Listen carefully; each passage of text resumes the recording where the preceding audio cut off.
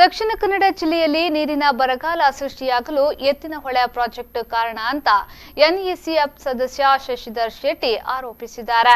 ಈ ಕುರಿತು ಮಂಗಳೂರಿನಲ್ಲಿ ಮಾತನಾಡಿದ ಅವರು, ದಕ್ಷಿಣ ಕನ್ನಡ ಜಿಲ್ಲೆಯ 7 ಶಾಸಕರು, ಸಚಿವರು ಈ ಯೋಜನೆಗಳನ್ನು ತಡೆಯುವ ಕೆಲಸ ಮಾಡಬೇಕು. ಮಾತ್ರವಲ್ಲದೆ ವಿಧಾನಸಭೆಯಲ್ಲಿ ಈ ಬಗ್ಗೆ ಚರ್ಚೆ ಮಾಡಬೇಕೆಂದು ಆಗ್ರಹಿಸಿದರು. ಈ ಯೋಜನೆಯನ್ನ ತಡೆಯದೇ ಹೋದಲ್ಲಿ ಮುಂದಿನ ದಿನಗಳಲ್ಲಿ ಜನಪ್ರತಿನಿಧಿಗಳಿಗೆ ಕಪ್ಪು ಬಾವುಟ ಪ್ರದರ್ಶನ ಮಾಡಲಾಗುವುದೆಂದು ಎಚ್ಚರಿಕೆಯನ್ನ ನೀಡಿದ್ರು. ಈ ಮೂಲಕ ದಕ್ಷಿಣ ಕನ್ನಡ ಜಿಲ್ಲೆಯ ಜನರ ಪರವಾಗಿ ದಕ್ಷಿಣ ಕನ್ನಡ ಜಿಲ್ಲೆಯ 7 ಜನ ಶಾಸಕರು ಮತ್ತು ಒಬ್ಬರು ಸಚಿವರಿಗೆ ನಾವು ಒತ್ತಾಯ ಮಾಡುವುದಿಷ್ಟೇ, ನಿಮ್ಮನ್ನು ಚುನಾವಣೆ ಮಾಡಿರುವಂಥದ್ದು ಇಲ್ಲಿ ರಾಜಕೀಯ ಮಾಡಿಕೊಂಡು ಬೇಳೆ ಬಸ್ಕೊಳ್ಳಿಕ್ಕಲ್ಲ. ನೇರವಾಗಿ ವಿಧಾನಸಭೆಯಲ್ಲಿ ಹೋಗಿ ನೀವು ಪ್ರಶ್ನೆ ಕೇಳಬೇಕು. ಶತಾಯ ಗತಾಯ ನೀವು ಈ ಯೋಜನೆಯನ್ನು ನಿಲ್ಲಿಸುವವರೆಗೆ ನೀವು ಹಠ ಹಿಡಿದು ಕೂತ್ಕೊಳ್ಬೇಕು, ನಿಲ್ಲಿಸಲೇಬೇಕು.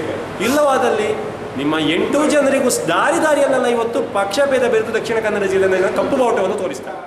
ಇದೇ ವೇಳೆ ಮಾತನಾಡಿದ ಸಹ್ಯಾದ್ರಿ ಸಂಚಯದ ದಿನೇಶ್ ಹೊಳ್ಳ ಅವರು, ವರ್ಷದಿಂದ ವರ್ಷಕ್ಕೆ ಹೆಚ್ಚಾಗುತ್ತಿರುವ ಪಶ್ಚಿಮ ಘಟ್ಟದ ಕಾಡ್ಗಿಚ್ಚುವಿಗೆ ಯಾವುದೇ ಶಾಶ್ವತ ಪರಿಹಾರವನ್ನ ಈವರೆಗೆ ಸರ್ಕಾರ ಮಾಡಿಲ್ಲ. ಜಿಲ್ಲೆಯ ಬಹುತೇಕ ಕೃಷಿ ಭೂಮಿ, ಗದ್ದೆ, ತೋಟಗಳು ಸೈಟುಗಳಾಗಿ ಪರಿವರ್ತನೆಯಾಗಿದ್ದು, ಇದ್ದ ಅಲ್ಪ ಸ್ವಲ್ಪ ಮರಗಿಡ, ಹಸಿರು ಹೊದಿಕೆಗಳನ್ನ ಉಳಿಸಲಾಗದೆ ಅಂತರ್ಜಲ ಕಡಿಮೆಯಾಗ್ತಾ ಬರುತ್ತಿದೆ ಎಂದು ಅವರು ಹೇಳಿದ್ರು. ನಿರಂತರ ಕಾಡ್ಗಿಚ್ಚು ಬಿದ್ದರೆ ಆ ವೆಸ್ಟರ್ನ್ ಘಾಟ್ಸ್ನಲ್ಲಿರುವ ಹುಲ್ಲುಗಾವಲು, ಅಂದರೆ ಆ ಹುಲ್ಲುಗಾವಲು ನಮ್ಮ ಬಾಡಿಗೆ ಚರ್ಮ ಇದ್ದಾಗ ಅದಷ್ಟು ರಕ್ಷಣೆ, ಸೆಕ್ಯೂರಿಟಿ ಅದು. ಈ ಹುಲ್ಲು ಹೊತ್ತಿ ಹೋಗಿ ಅದರ ಕಾಂಡ ಬೇರು ಸಮೇತ ಹೊತ್ತಿ ಹೋದರೆ ನೆಕ್ಸ್ಟ್ ಮಳೆ ಬರುವಾಗ ಅಲ್ಲಿ ಸಿಗಲಿಕ್ಕೆ ಅವಕಾಶ ಇಲ್ಲದೆ ನೇರವಾಗಿ ಬೆಟ್ಟಕ್ಕೆ ಮೇಲೆ ಬಿದ್ದ ಮಣ್ಣು ಭೂಕುಸಿತ ಆಗಿ ಆ ಸೂಕ್ಷ್ಮವಾಗಿರುವ ಶೋಲಾ ಫಾರೆಸ್ಟ್ ಒಳಗೆ ನದಿ ಮೂಲದ ಒಂದೊಂದು ಪಾಯಿಂಟ್ ಮುಚ್ಚಿ ಹೋದರೂ ಹೊಳೆ ಬರಿದಾಗ.